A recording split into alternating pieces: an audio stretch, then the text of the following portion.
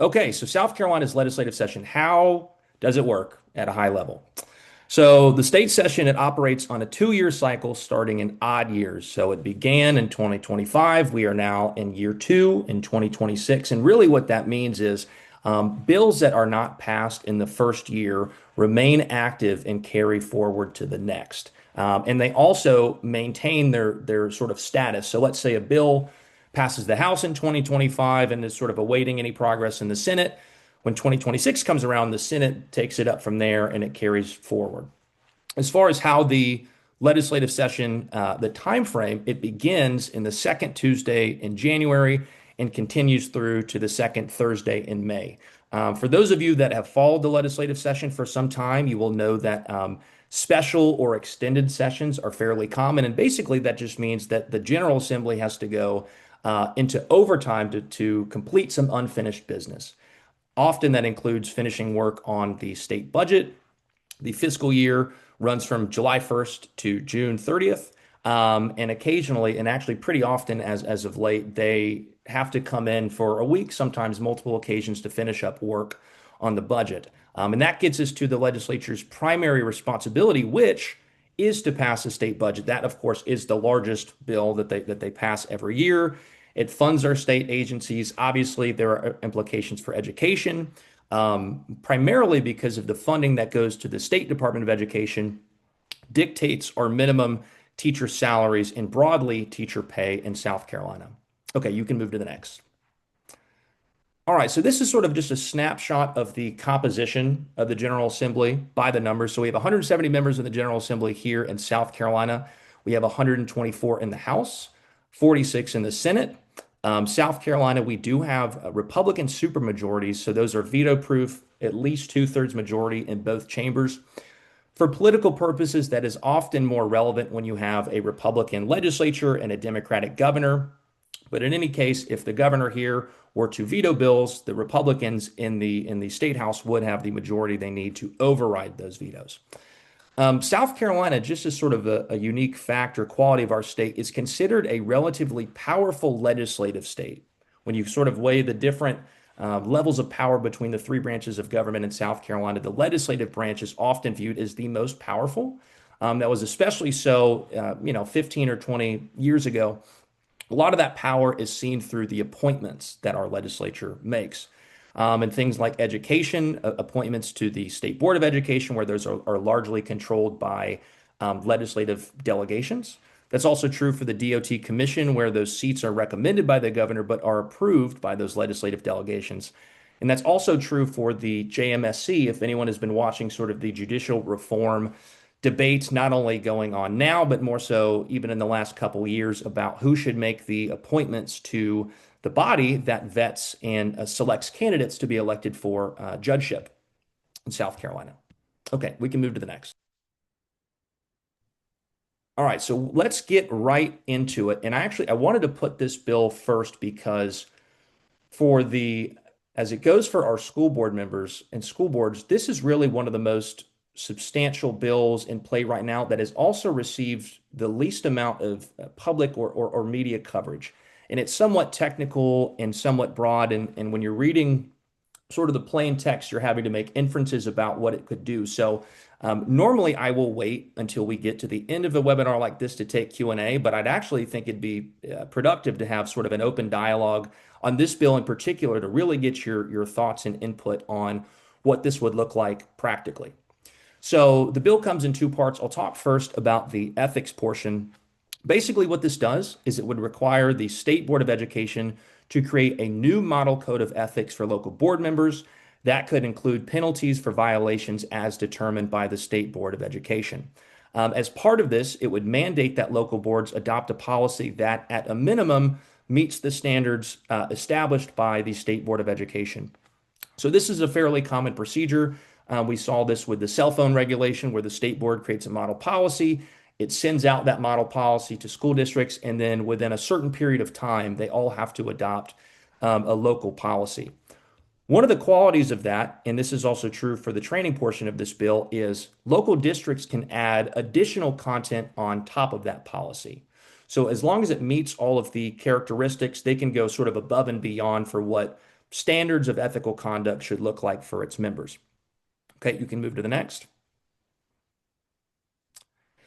The second and somewhat broader portion of this bill deals with changes to mandatory school board training in South Carolina. And I'll quickly explain what that process looks like, although many of you know this, but just for as a quick refresher, under state law, school board members have to complete a mandatory new member orientation within 1 year of taking office. The provider of that new member orientation has to be approved by the State Board of Education. Historically, has been the case. There's only been one organization in South Carolina to provide that training, and that is the State School Boards Association. And this bill looks at making some changes as to what that training ought to include and who can ultimately provide that training. So it would direct the State Board of Education to establish a model training program for board members, which again, similar to the ethics portion, must be adopted by local boards and could also be expanded upon. I think one of the most positive aspects of this bill is that it clarifies that not only after your first election, but after all subsequent elections, you have to undergo, and it sort of gets away from the term new member orientation and just basically calls it training. And I sort of view this shift as we're moving away from just new member education into more of a continuing education model, which would be a positive change. This is something that many states they go that route. North Carolina, for example, requires every 2 years school board members to have at least 12 hours of training, and they can sort of decide when and where they get those training hours, so long as they complete them. So this bill represents somewhat of a shift to that continuing education model. It would also add new terms to the required areas that school board members must be trained on, and those are nepotism and conflicts of interest. The current law already does include ethics, and nepotism and conflicts of interest are sort of logical continuations of ethics training anyway. So I do wonder practically what that would look like. For example, when we developed our ethics training that we're hosting next month at our school board boot camp, it will cover both of those things. Here is probably the most significant change for purposes of the bill. So it would direct districts, the Department of Education, or the department's designee to provide the training program, which would seemingly replace the current process as we know it, where the state board approves a provider and then the districts would go through that provider. I've spoken with many school board members about sort of exploring different outcomes as this could come to fruition. A lot of the feedback that I hear is most of our districts don't have the capacity to provide this training in-house. And even if they do, it's not really best practice to get the board member training from within the district. You typically want to go to sort of outside entities and professionals that specialize in this area, such as a CALN or other organizations that specialize in it. When I watched the committee hearing from legislators speaking about this bill, as I see it, it seems like they would like the Department of Education to primarily provide this training. And then the department could, as it wants, sort of partner with or contract with other organization to provide all of it or some of it. Some of those answers are sort of awaiting to be seen because the bill is actively being worked on and amended. And finally, one positive change to this bill that we did submit as part of our testimony is that instead of having to complete the new member training within 1 year, that deadline is pushed up to 6 months. And basically, that means that you're not going up to a full year without comprehensive training on your duties after an election. At no more would you be waiting no more than 6 months. So the status of this bill, and I'll talk about these sort of as we complete each ones, is it was passed by the Senate Education Committee yesterday with amendments and is now before the Senate. So I'll just pause here, and if any of you have specific questions, thoughts, recommendations about what best practice for this could look like, and I'll sort of give you what ours is I think the position that CALN takes on this is ultimately we think local school boards should be able to decide where they get that training. And that list could be from really any organization that has been sort of approved and vetted. Perhaps there could be a list of qualified providers. And then individual board members, based on their particular needs or interest areas, could attend a training of their choice. So as far as how that actually looks in practice with this bill, some of that remains to be seen. And if y'all have thoughts or input or would like to see a specific training outcome, you can let us know here, or you can, write us after the fact. But I wanted to just put that out there as a point of discussion because some of the legislators that I watch talking about it Hi. also have some of these questions too. How are you, gorgeous? Megan, go ahead.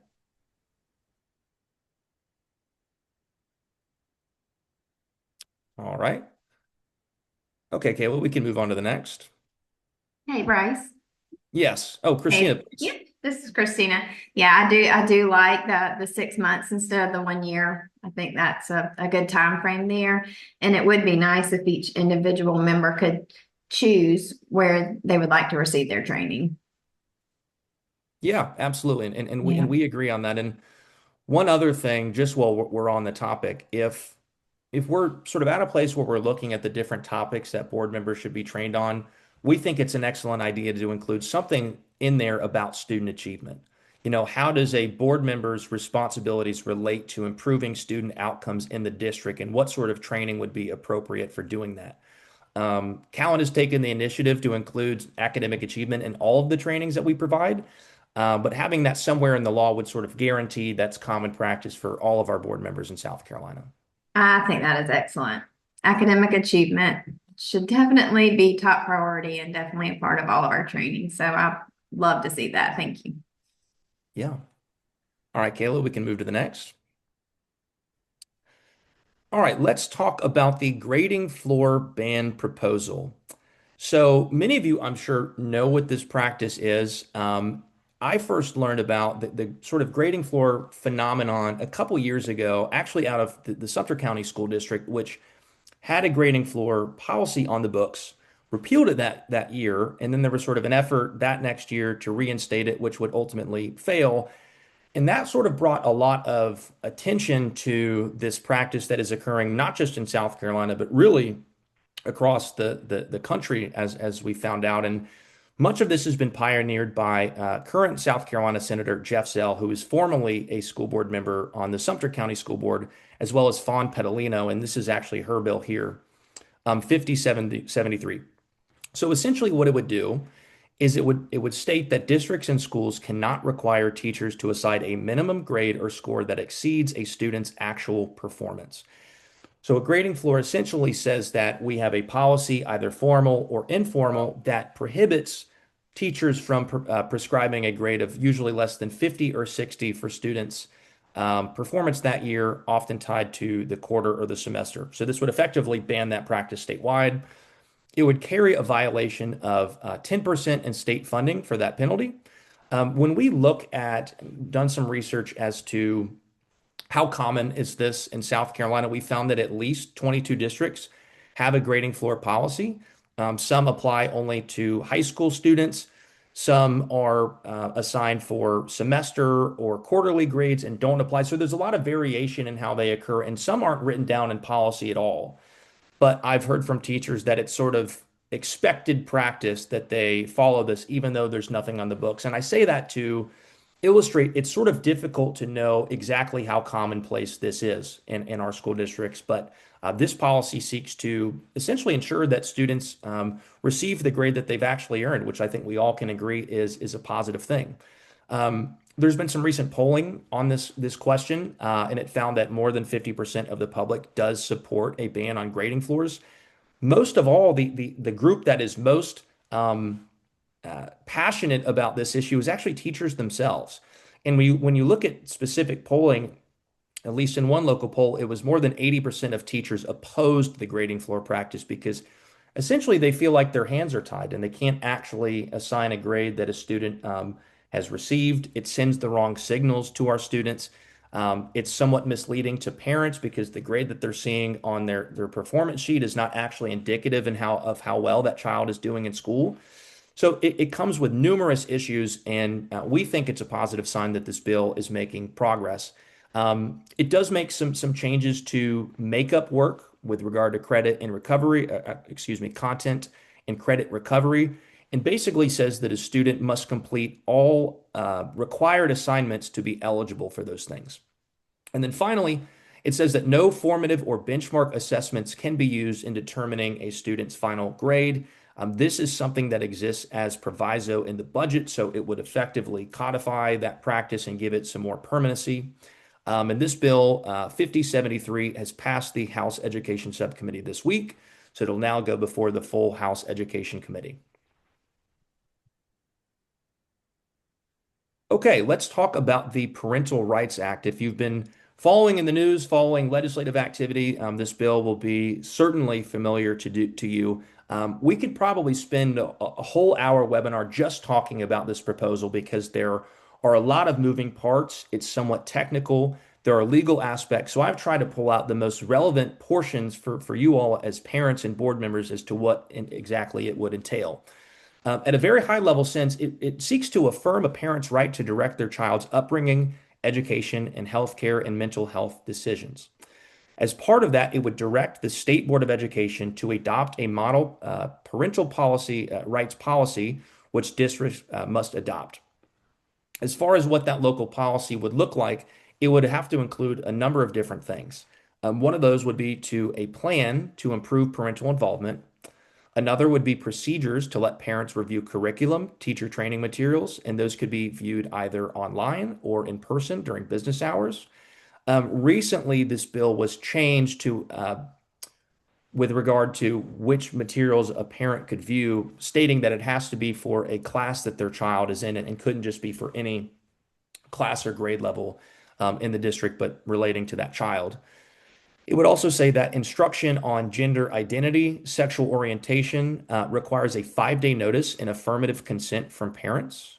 And then finally, it would allow parents to withdraw their child from instruction that they deem harmful or in conflict with their religious beliefs.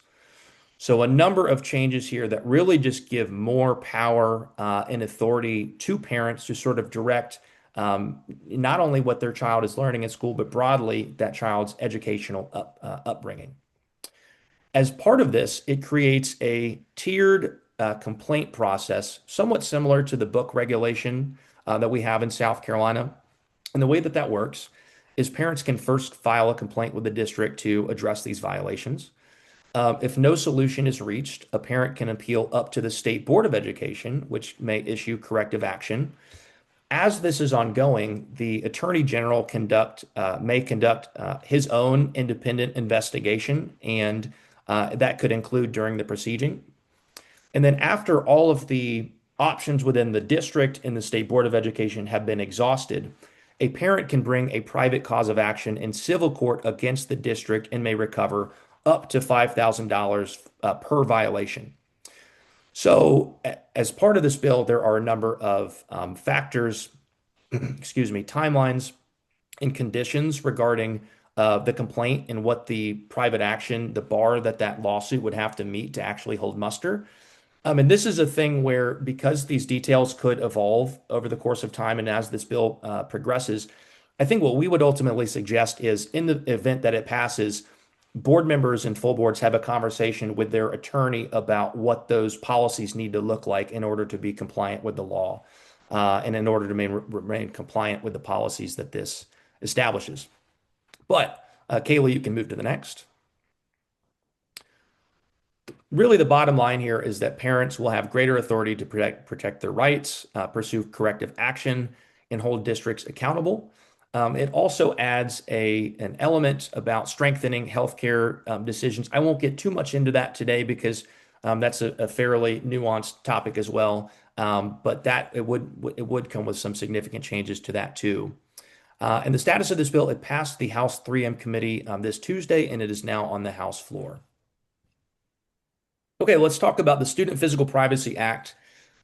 This will be familiar to all of our school board members, actually, because in large part, the provisions of this policy already exist in our state budget.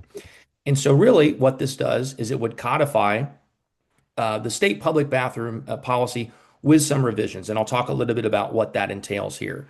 So first, all school buildings would have to have at least one single-user restroom and changing facility.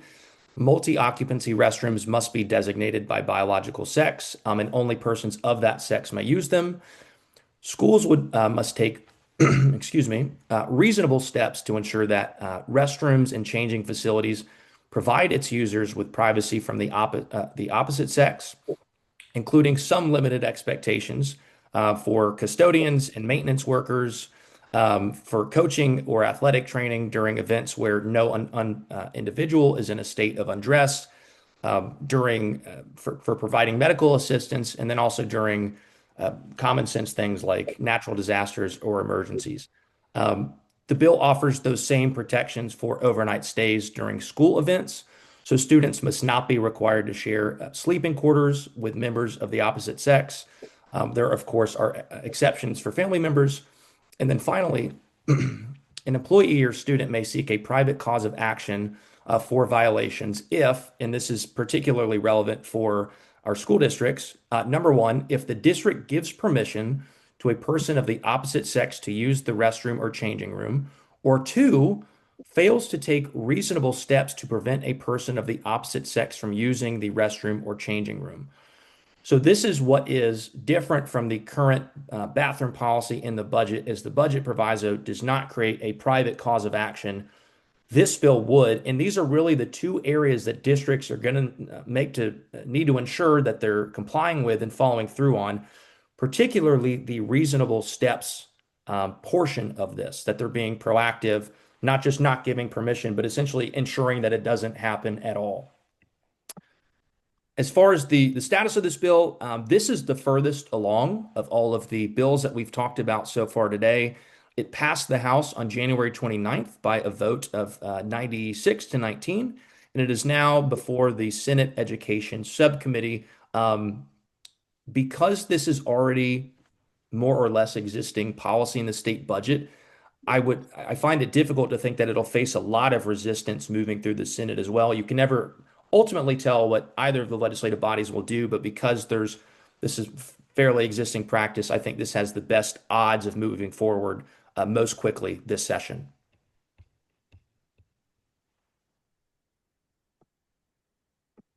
And I covered some of that in as part of my overview of that, so we can move on to the budget. Okay, finally, let's talk about the state budget. Why does that matter for districts? Why should we sort of pay attention and care about and know what's going on? So the budget is at the House subcommittee stage. And basically what that means is state agencies, including our Department of Education, are presenting their requests for the upcoming fiscal year. So each of them, all of our agencies, send a request to the governor's office, sort of in writing, and those are available online. You can actually read them if you're curious as to what the Department of Education and others are requesting for the next year. And then they go before a series of legislative panels to explain and justify what those requests are and why they think they're important. So I've pulled out really some of the high-level highlights from the Department of Education, and the first is on teacher salaries. And that would increase the starting pay from $48,500 up to $50,500 and increase every cell by $2,000. So this wouldn't just be a raise for starting teacher pay. All of the teachers, based on their salary schedule, would get at least an increase of $2,000. We also know that some districts can go above and beyond the minimum salary schedule. For state funding, this just refers to those minimum numbers. Secondly, it requests $30 million for summer reading camps to expand those reading camp interventions to first and second graders, as well as third graders, which is tied to recent changes to Read to Succeed legislation that we have here in South Carolina. And expanding the focus, not just for one of those early grades, but also for early intervention starting as early as first grade. So that's what they would use the $30 million for. Also, $50 million for high quality instructional materials, largely in preparation for upcoming changes to state standards for social studies in South Carolina. The state will update its social studies standards in the next year or two. I don't recall the exact year, but that is on the horizon. And so the department is basically getting ready for those changes and is requesting funds for it. It's also requesting funds for the Education Scholarship Trust Fund. That is the school choice option that we have here in South Carolina that was recently passed. The department's request would increase the total number of students that are eligible to participate up to 20,000 students. And then finally, $5 million for flexible compensation for teachers basically tied to their performance, which would create, incentives for teachers to increase their student performance so that they could earn higher pay as a result of how they're performing as a teacher. I don't have these proposals in the slideshow, but I do just wanted to quickly mention them because they're relevant for our schools.